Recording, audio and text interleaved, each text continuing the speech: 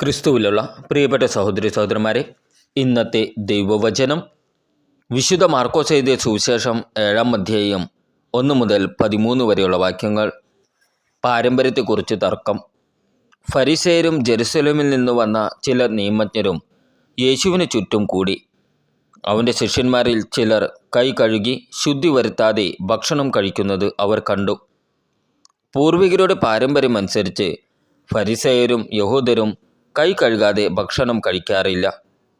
പൊതുസ്ഥലത്ത് നിന്ന് വരുമ്പോഴും ദേഹശുദ്ധി വരുത്താതെ അവർ ഭക്ഷണം കഴിക്കുകയില്ല. കോപ്പകളുടെയും കലങ്ങളുടെയും ഓട്ടുപാത്രങ്ങളുടെയും ക്ഷാളനം തുടങ്ങി മറ്റു പല പാരമ്പര്യങ്ങളും അവർ അനുഷ്ഠിച്ചു പോന്നു. ഫരിസേയരും നിയമജ്ഞരും അവനോട് ചോദിച്ചു, നിന്റെ ശിഷ്യന്മാർ പൂർവികരുടെ പാരമ്പര്യത്തിന് വിപരീതമായി അശുദ്ധമായ കൈകൊണ്ട് ഭക്ഷിക്കുന്നത് എന്ത്? യേശു പറഞ്ഞു, കപടനാട്യക്കാരായ നിങ്ങളെക്കുറിച്ച് ഏഷ്യ ശരിയായി തന്നെ പ്രവചിച്ചു. അവൻ എഴുതിയിരിക്കുന്നു, ഈ ജനം അധരങ്ങൾ കൊണ്ട് എന്നെ ബഹുമാനിക്കുന്നു, എന്നാൽ അവരുടെ ഹൃദയം എന്നിൽ നിന്ന് വളരെ ദൂരെയാണ്. വ്യർത്ഥമായി അവർ എന്നെ ആരാധിക്കുന്നു.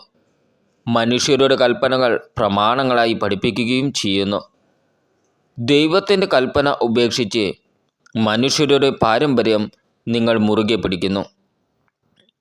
യേശു തുടർന്നു, നിങ്ങളുടെ പാരമ്പര്യം പാലിക്കാൻ വേണ്ടി നിങ്ങൾ കൗശലപൂർവ്വം ദൈവകൽപ്പന അവഗണിക്കുന്നു.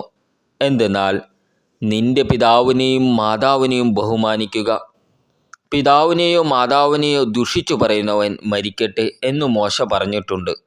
എന്നാൽ ഒരുവൻ തൻ്റെ പിതാവിനോടോ മാതാവിനോടോ നിങ്ങൾക്ക് എന്നിൽ നിന്ന് ലഭിക്കേണ്ടത് കോർബാൻ, അതായത് വഴിപാട് ആണ് എന്ന് പറഞ്ഞാൽ മതി എന്ന് നിങ്ങൾ പറയുന്നു. പിന്നെ പിതാവിനോ മാതാവിനോ വേണ്ടി യാതൊന്നും ചെയ്യാൻ നിങ്ങൾ അവനെ ഒരിക്കലും അനുവദിക്കുന്നുമില്ല. അങ്ങനെ നിങ്ങൾക്ക് ലഭിച്ച പാരമ്പര്യം വഴി ദൈവവചനം നിങ്ങൾ നിരർത്ഥമാക്കുന്നു. ഇതുപോലെ പലതും നിങ്ങൾ ചെയ്യുന്നു. നമ്മുടെ കർത്താവായ ഈശോ മിശിഹായ്ക്ക് സ്തുതി.